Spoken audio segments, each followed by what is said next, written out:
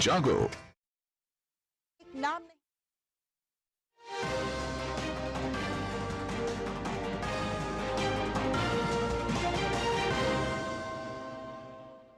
नमस्कार, आप देख रहे हैं दूरदर्शन समाचार। आपके साथ मैं हूं पराक्रम सिंह शेखावत। बताएंगे आपको इस वक्त की बड़ी खबरें। समाचार की शुरुआत सुर्खियों के साथ। प्रधानमंत्री मोदी ने असम डिब्रूगढ़ नामरूप में 10,601 करोड़ रुपए की लागत से बनने वाली एक यूरिया कारखाना का किया भूमि पूजन।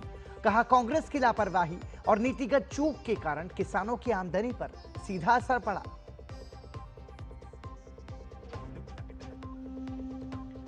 राष्ट्रपति ने वीबी जी रामजी विधेयक 2025 को दी मंजूरी। अधिनियम से रोजगार की वैधानिक गारंटी 125 दिनों तक बढ़ी। योजना बनाने की शक्ति ग्राम सभा और पंचायतों के पास।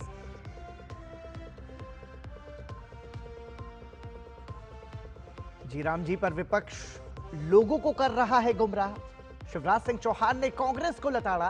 कहा, विकसित भारत जी रामजी योजना मनरेगा से आगे का कदम।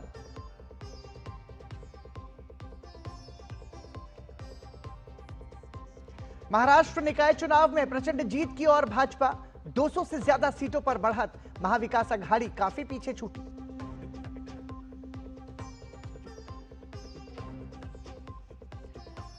और विदेश मंत्रालय ने दिल्ली में बांग्लादेश उच्चायोग की सुरक्षा पर भ्रामक खबरों को किया खारिज। दीपू चंद्र दास की निर्मम हत्या के दोषियों को न्याय के कटघरे में लाने की मांग भी दोहराई।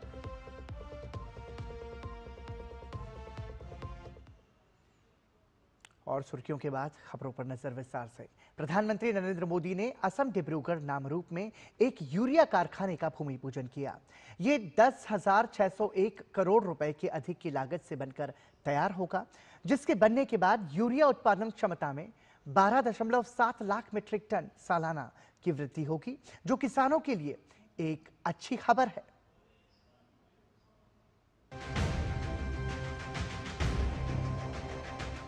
डिब्रूगढ़ नामरूप की पहचान खाद कारखाने की वजह से बनी थी और कारखाना बंद होने के साथ ही धूमिल हो गई। एक दौर देश में ऐसा भी रहा जब धीरे धीरे खाद कारखाने बंद हो गए थे, लेकिन हालात बदले 2014 के बाद। प्रधानमंत्री नरेंद्र मोदी के नेतृत्व में आधुनिक तकनीक के साथ खाद कारखानों को पुनर्जीवित करने की मुहिम शुरू की गई। सिंदरी, गोरखपुर, बरौनी, रामागुंडम के बाद अब नामरूप कारखाने का शिलान्यास भी प्रधानमंत्री मोदी ने किया। उन्होंने कहा कि कांग्रेस की नीतियों की वजह से ये कारखाने कभी बंद हो गए थे।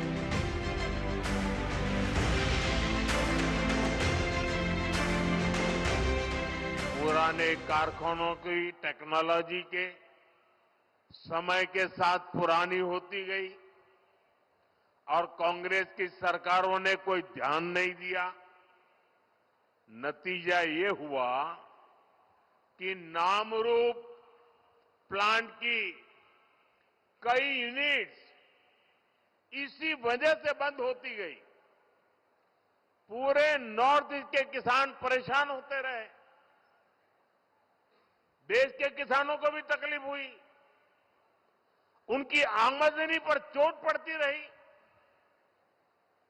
खेती में तकलीफें बढ़ती गई। लेकिन कांग्रेस वालों ने इस समस्या का कोई हल ही नहीं निकाला। वो अपनी मस्ती में ही रहे। ABFCCL कारखाने की क्षमता 12.7 लाख मीट्रिक टन सालाना की होगी। ये करीब 11,000 करोड़ रुपए की अधिक की लागत से बनकर तैयार होगा।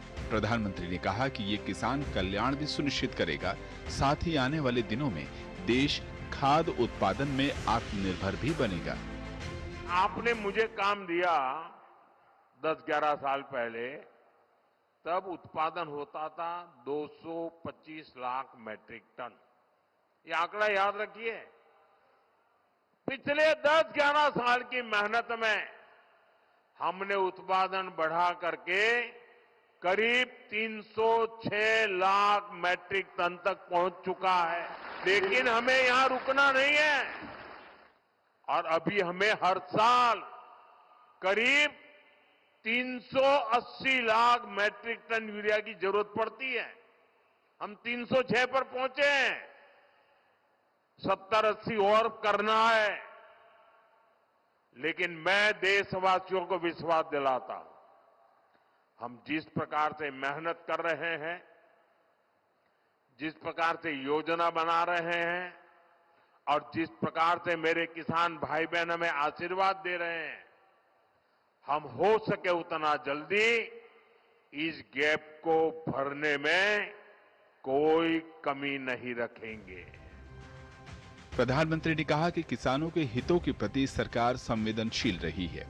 बीज से लेकर बाजार तक क्रेडिट कार्ड, सम्मान निधि, अनुसंधान, बीमा यानी किसान कल्याण के लिए कदम कदम पर सरकार प्रयासरत है।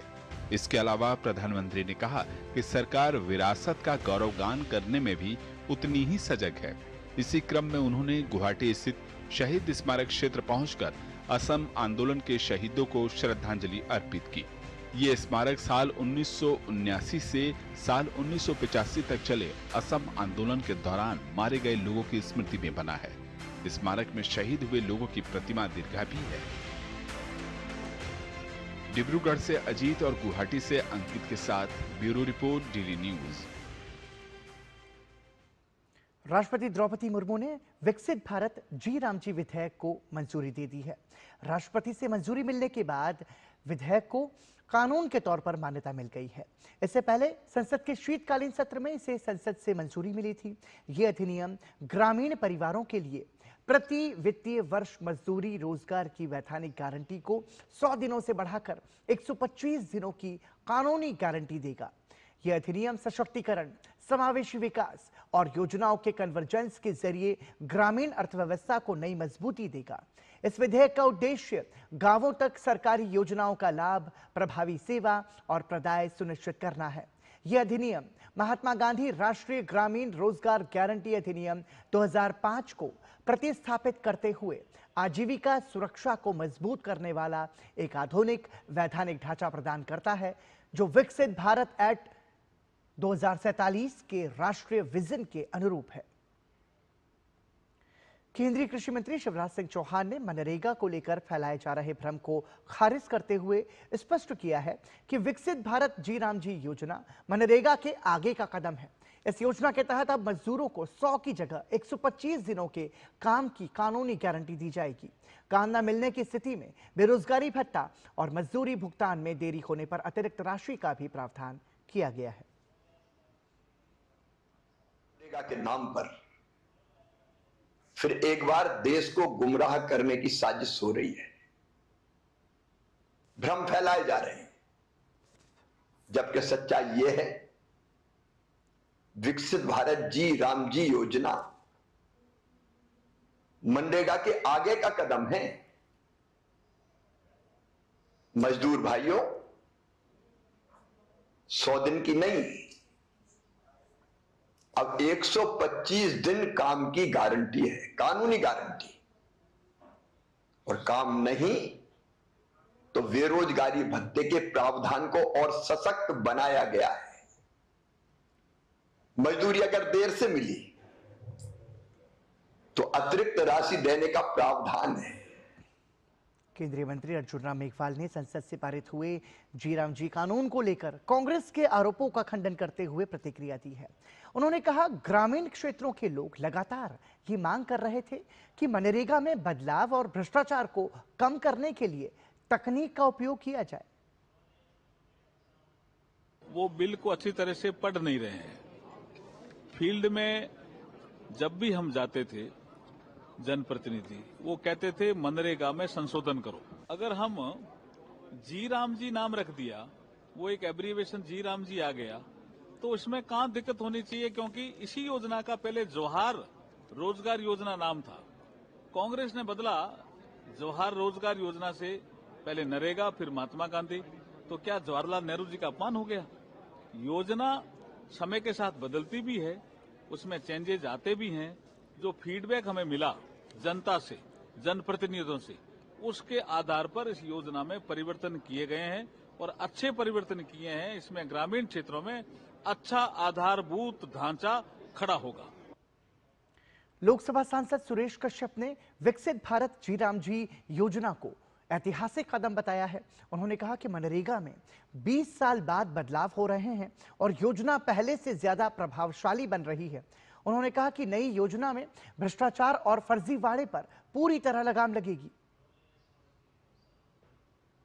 क्योंकि सितंबर 2005 में इसकी शुरुआत हुई थी और अभी 20 साल पूरे होने के ऊपर इसमें जो व्यापक सुधारों की आवश्यकता थी उसको लेकर केंद्र सरकार ने यह निर्णय लिया। मैं धन्यवाद करता हूं माननीय प्रधानमंत्री श्री नरेंद्र मोदी जी का, जिन्होंने कि मनरेगा में जो व्यापक स्तर के ऊपर भ्रष्टाचार हो रहा था, जिस प्रकार से फर्जी जॉब कार्ड बनाए जा रहे थे, समय के ऊपर पेमेंट्स नहीं हो रही थी और जिस प्रकार से प्रोडक्टिविटी इस स्कीम के माध्यम से होनी चाहिए थी वो नहीं हो रही थी, उसी को लेकर इसमें व्यापक सुधार अभी किए गए हैं समय के ऊपर।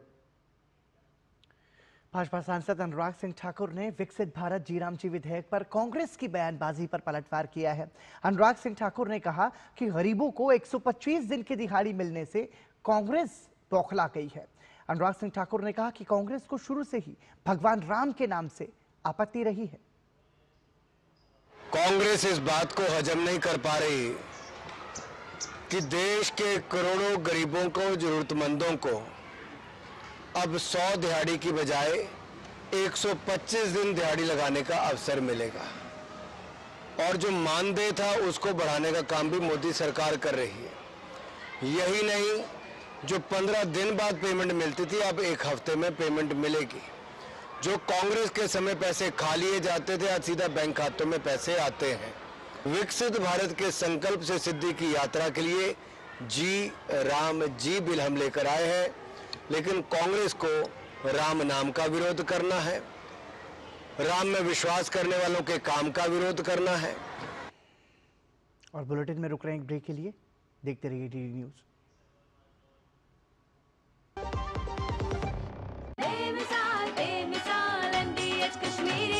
लाल रंग इसका अपार, तीखा कम है फिर भी स्वाद। बेमिसाल बेमिसाल MDH कश्मीरी, और कम दाल पर असली दाल। MDH कश्मीरी लाल मिर्च पाउडर। बेमिसाल बेमिसाल MDH कश्मीरी। MDH जन जन का रखे ध्यान, टीबी मुक्त भारत अभियान।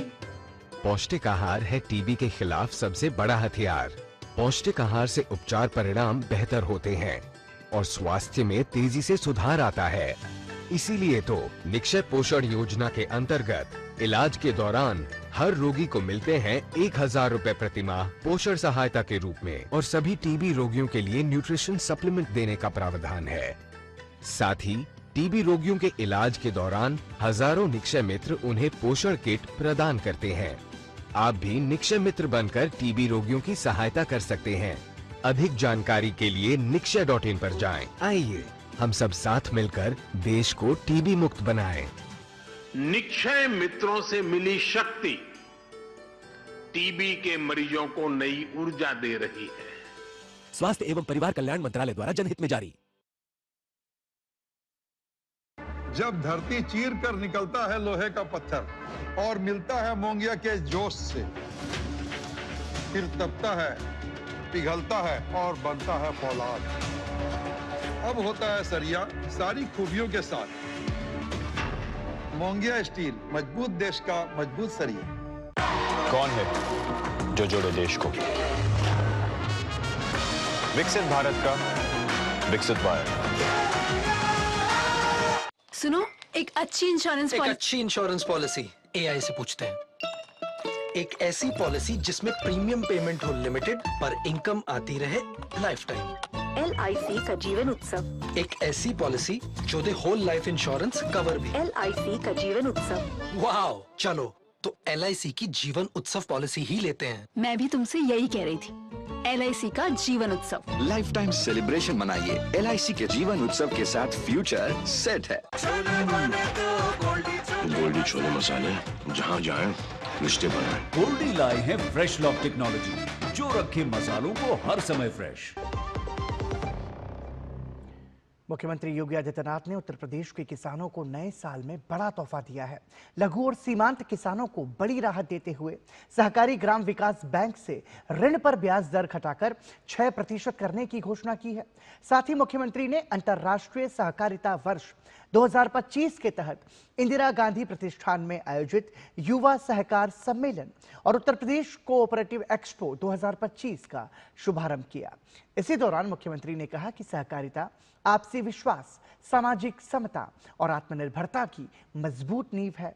उन्होंने बताया कि प्रदेश अब one district one cooperative bank की दिशा में आगे बढ़ रहा है और सहकारी बैंक अब किसानों की समृद्धि में महत्वपूर्ण भूमिका निभा रहे हैं। उत्तर प्रदेश सहकारी ग्राम विकास बैंक एलडीबी का जो रेट ऑफ इंटरेस्ट है लगभग 11.5% है। अब हम लोग इसको कम करने की दिशा में आगे बढ़ रहे हैं और इसके लिए मैं चाहूंगा कि यह लोन अब किसान को 6% पर मिले। लघु और सीमांत किसान को प्रदेश के अंदर मुख्यमंत्री कृषक समृद्धि योजना के अंतर्गत हम लोग 6% पर इस ब्याज को एलडीबी के माध्यम से उपलब्ध करवाएंगे।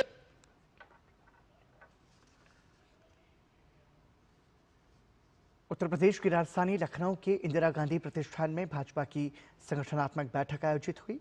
इस अवसर पर प्रदेश के मुख्यमंत्री योगी आदित्यनाथ सहित दोनों उप मुख्यमंत्री केशव प्रसाद मौर्य और ब्रजेश पाठक सहित भाजपा के कई वरिष्ठ नेता भी शामिल हुए। बैठक में प्रदेश में संगठन के विस्तार पर चर्चा की गई। इस मौके पर उप मुख्यमंत्री केशव प्रसाद मौर्य ने कहा कि आज की बैठक का एकमात्र उद्देश्य 25 दिसंबर को अटल बिहारी वाजपेयी की जयंती पर होने वाली रैली पर चर्चा करना था। जो बैठकें होती हैं वो तैयारियों को लेकर के होती हैं। 25 दिसंबर को पूज्य अटल बिहारी वाजपेयी जी के जन्म शताब्दी वर्ष का दिन है और उस दिन एक बहुत बड़ा रैला नया जो प्रेरणा स्थल बना है वहां पर संपन्न होगा, उसको लेकर के बैठे।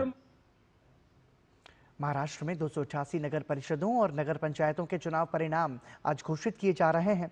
अब तक सामने आए आंकड़ों के अनुसार 288 नगराध्यक्ष पदों में से 100 से अधिक स्थानों पर भारतीय जनता पार्टी ने शानदार बढ़त बनाई है।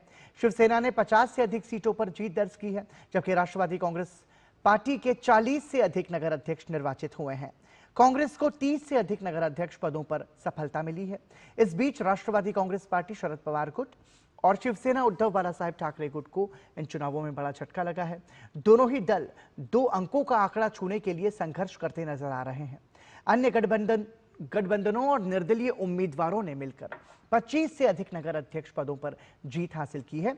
इन चुनावों में कई स्थानों पर महायुति के घटक दलों ने अलग अलग चुनाव लड़े। वहीं महाविकास अघाड़ी में भी ऐसी ही स्थिति देखने को मिली। इसके बावजूद महायुति ने प्रभावशाली प्रदर्शन करते हुए अपना दबदबा कायम रखा है। इसके उलट महाविकास अघाड़ी को अपेक्षित सफलता नहीं मिल पाई है। मौजूदा रुझानों के अनुसार महायुति के सभी दलों का संयुक्त आंकड़ा 250 से अधिक नगर अध्यक्ष पदों तक पहुंच चुका है। भारतीय रेलवे ने यात्रियों के लिए नए तर्कसंगत बदलाव किए हैं। ये नया स्लैब 26 दिसंबर 2025 से लागू होगा। नए फैसले के तहत सामान्य श्रेणी में 215 किलोमीटर से कम दूरी की यात्रा पर किराए में कोई बढ़ोतरी नहीं की गई है।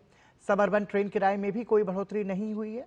215 किलोमीटर से अधिक दूरी की यात्रा करने वालों के लिए किराए में मामूली बढ़ोतरी की गई है। सामान्य श्रेणी में प्रति किलोमीटर 1 पैसा, जबकि मेल और एक्सप्रेस ट्रेनों की नॉन एसी और एसी क्लास में प्रति किलोमीटर 2 पैसे की बढ़ोतरी की गई है।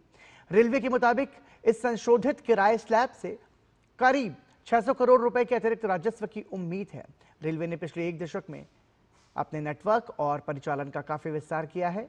रेलवे अधिक परिचालन की आवश्यकताओं को पूरा करने और सुरक्षा को बेहतर बनाने के लिए अपने कर्मचारियों की संख्या बढ़ा रहा है। रेलवे ने स्पष्ट किया कि किराया बढ़ोतरी को न्यूनतम रखा गया है ताकि आम यात्रियों पर बोझ न पड़े। बांग्लादेश के मीडिया में नई दिल्ली स्थित बांग्लादेश उच्चायोग की सुरक्षा को लेकर चलाई जा रही भ्रामक खबरों पर विदेश मंत्रालय ने सख्त प्रतिक्रिया दी है। एमईए ने स्पष्ट किया कि कोई सुरक्षा उल्लंघन नहीं हुआ और उच्चायोग की पूरी सुरक्षा सुनिश्चित की गई। भारत वियना कन्वेंशन के तहत सभी विदेशी मिशंस की सुरक्षा के प्रति प्रतिबद्ध है। भारत बांग्लादेश में हालात पर करीबी नजर रखे हुए है और लगातार बांग्लादेशी अधिकारियों के संपर्क में है। साथ ही बांग्लादेश में दीपू चंद्र दास के निर्मम हत्या के दोषियों को न्याय के कटघरे में लाने की मांग दोहराई गई। बांग्लादेश में बढ़ते तनाव पर केंद्रीय मंत्री किरेन रिजिजू ने सोशल मीडिया प्लेटफॉर्म एक्स पर अपनी प्रतिक्रिया दी है। उन्होंने लिखा कि जरा बांग्लादेश और पाकिस्तान में अल्पसंख्यकों की दयनीय स्थिति देखो, उनके भयानक जीवन के बारे में सोचो। विभाजन के दौरान जिन लोगों का इलाका भारत का हिस्सा बन गया वो बेहद भाग्यशाली हैं। भारत में आजादी का आनंद लेते हुए भारत को ही बदनाम करना बंद करें। बांग्लादेश में अल्पसंख्यकों पर हो रहे हमलों को लेकर लेखक तस्लीमा नसरीन ने अपने एक्स हैंडल पर बेहद सख्त टिप्पणी की है। तस्लीमा नसरीन ने सवाल उठाया कि जिस देश में एक निर्दोष हिंदू युवक दीपू चंद्र दास को जिहादी भीड़ द्वारा पीट पीट कर जला दिया गया, वहां उसकी चीखें किसी तक क्यों नहीं पहुंची। तस्लीमा नसरीन ने आरोप लगाया कि देश भर में एक जिहादी की मौत पर मातम मनाया गया, लेकिन दीपू चंद्र दास की बर्बर हत्या पर समाज और सत्ता दोनों खामोश रहे। उन्होंने सीधे तौर पर मोहम्मद यूनुस पर निशाना साधते हुए लिखा कि वो जिहादी के जनाजे में शामिल हुए, रोए, लेकिन दीपू की भयावह हत्या पर एक शब्द तक नहीं बोले। नसरीन का दावा है कि जब विदेशी मीडिया में हिंदुओं की हत्या की खबरें आई तब दबाव में आकर कुछ लोगों की दिखावटी गिरफ्तारी की गई। उन्होंने आरोप लगाया कि ये गिरफ्तारियां सिर्फ दिखावा है और दोषियों के बाद में चुपचाप दोषियों को बाद में छोड़ दिया जाएगा। तस्लीमा नसरीन का सीधा सवाल है, क्या इस देश में कभी किसी मुस्लिम को हिंदू की हत्या के लिए सजा मिली है? उनकी ये टिप्पणी बांग्लादेश में न्याय, अल्पसंख्यक सुरक्षा और राज्य की मंशा पर गंभीर सवाल खड़े करती है।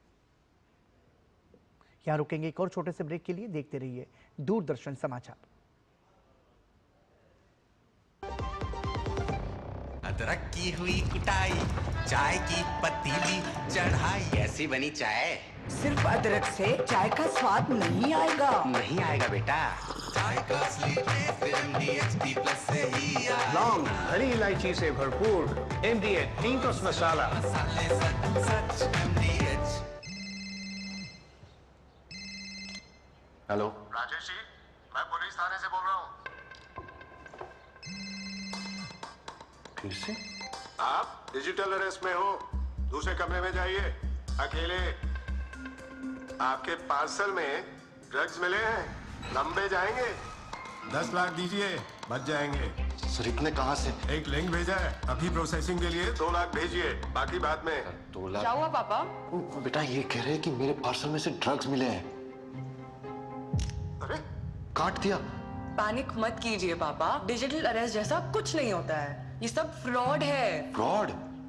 पुलिस, बैंक, RBI इत्यादि के नाम से आने वाले साइबर अपराधियों के फोन या वीडियो कॉल से सावधान रहें। उन्हें कोई पैसे ना भेजें और तुरंत पुलिस में रिपोर्ट करें। अगर समझदारी नहीं दिखाओगे तो पैसे गवाओगे। RBI कहता है जानकार बनिए, सतर्क रहिए।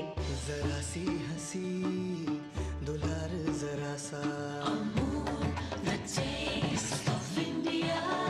जरा सी अनबन प्यार जरा सा,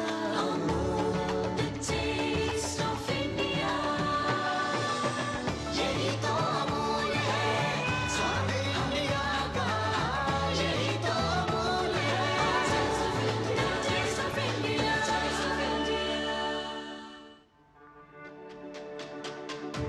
मेरी पसंद। मेरी पसंद। मेरी पसंद। मेरी पसंद। हमारी पसंद। हम सबकी पसंद। मजबूत देश का मजबूत सरिया हो गया स्टील। गोल्डी छोले मसाले, जहाँ जाए रिश्ते बनाए। गोल्डी लाए हैं फ्रेश लॉक टेक्नोलॉजी, जो रखे मसालों को हर समय फ्रेश।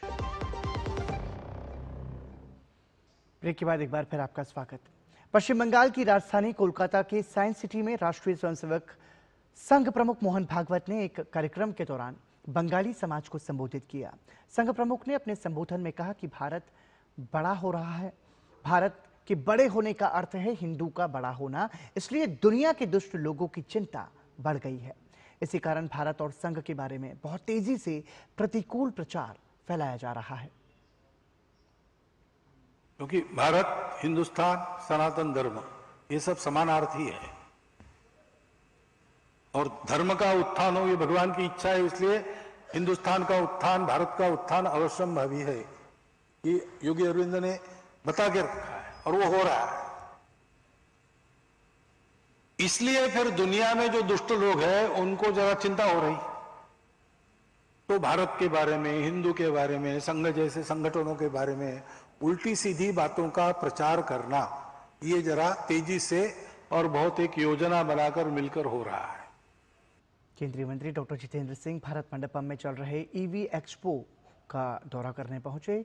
सोशल मीडिया पर ईवी एक्सपो की तस्वीरें साझा करते हुए उन्होंने लिखा कि केंद्र सरकार द्वारा समर्थित इकोसिस्टम से युवा उद्यमी कम निवेश के साथ ईवी से जुड़ा स्टार्टअप शुरू कर सकते हैं और बड़ा मुनाफा कमा सकते हैं। डॉक्टर जितेंद्र सिंह ने इससे प्रधानमंत्री नरेंद्र मोदी के स्वच्छ गतिशीलता और युवा उद्यमिता को बढ़ावा देने के विजन का सशक्त उदाहरण बताया। उन्होंने कहा कि ईवी सेक्टर न केवल पर्यावरण संरक्षण में अहम भूमिका निभा रहा है बल्कि रोजगार और नवाचार के नए रास्ते भी खोल रहा है। जम्मू कश्मीर के गुलमर्ग के कुछ हिस्सों में हुई ताजा बर्फबारी ने पूरे क्षेत्र को बर्फ की सफेद चादर से ढक दिया है। घाटी में हुई बर्फबारी के कारण पर्यटक मनोरम दृश्यों, ठंडे मौसम और शीतकालीन वातावरण का आनंद लेने के लिए आकर्षित हो रहे हैं। भारी बर्फबारी के बाद न्यूनतम तापमान -2 डिग्री तक गिर गया। और इसी के साथ समाचार में अभी के लिए इतना ही। दीजिए अनुमति। नमस्कार।